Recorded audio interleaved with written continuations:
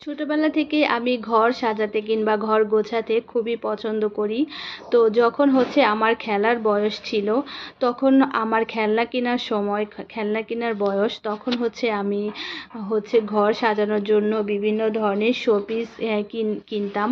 তো যখন বান্ধবীরা একসাথে কোনো গ্রাম্য মেলাতে যেতাম, তো তখন হচ্ছে ওদেরকে দেখতাম খেলনা কিনতে, কিন্তু আমি হচ্ছে ঘর সাজানোর জন্য বিভিন্ন ধরনের শোপিস আইটেম কিনতাম।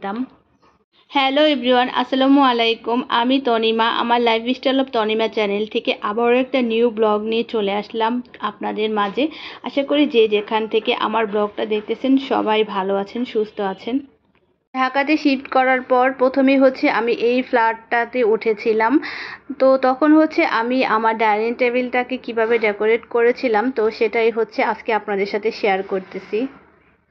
কয়েক মাস হচ্ছে এই ফ্ল্যাটে থাকার পর আমি হচ্ছে এই একই বিল্ডিংয়ের পাশের ফ্ল্যাটে এখন শিফট করেছি।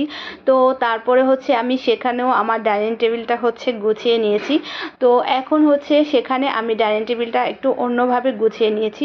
তো আগে হচ্ছে আমি প্রথম যে ফ্ল্যাটে ছিলাম, তো সেই ফ্ল্যাটে আমি ডাইনিং টেবিলটা কীভাবে গুছিয়ে নিয়েছিলাম আজকে সেটা শেয়ার করি। পরবর্তীতে হচ্ছে আমি আবার যখন পাশের ফ্ল্যাটে শিফট করেছি, তো আবার নতুনভাবে হচ্ছে ডাইনিং টেবিল গুছিয়ে নিয়েছি, তো সেটাও হচ্ছে আমি আপনাদের সাথে শেয়ার করব। ডাইনিং টেবিলে হচ্ছে এই ধরনের ওয়াটার ডিসপেন্সার রাখা আমার খুবই পছন্দ, কারণ হচ্ছে এই এই ওয়াটার ডিসপেন্সারে হচ্ছে পানি রেখে দিলে হচ্ছে যে যখন ইচ্ছা যে কোনো সময় হচ্ছে এখান থেকে পানি খেতে পারে। আর হচ্ছে ডাইনিং টেবিলে কোনো খাবার দাবার দিলে কিংবা বাচ্চাদের কোনো নাস্তা খেতে দিলে, তো ওরা হচ্ছে খুব সহজেই এখান থেকে পানি নিয়ে খেতে পারে। তারপর দেখতে পেলেন আমি হচ্ছে কিছু গ্লাস রেখেছি। তো গ্লাসগুলো হচ্ছে টেবিলে রেখে দিলে খুবই ভালো হয়, যে কোনো সময় হচ্ছে গ্লাসে করে ওরা পানি খেতে পারে, বা যে কেউ পানি খেতে পারি আমরা। আর আমি হচ্ছে একটা চামচদানিতে কিছু চামচ এবং হচ্ছে একটা ছুরি রেখে দিয়েছি, এটা অনেক সময় কাজে লাগে।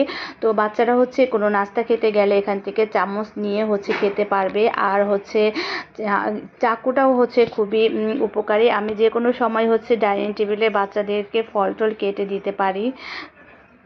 আর হচ্ছে টেবিলটা যাতে সুন্দর করে সেটিং হয়, দেখতে সুন্দর লাগে, তার জন্য হচ্ছে মাঝখানে আমি একটা ফুলের টব রেখে দিয়েছি।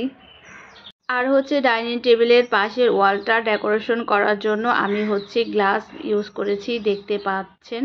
তো আমার হচ্ছে এই গ্লাস ডেকোরেশন খুবই ভালো লাগে। আর উপরে হচ্ছে আমি একটা ঝাড় টাঙিয়ে দিয়েছি, এটা হচ্ছে লাইটিং হয়।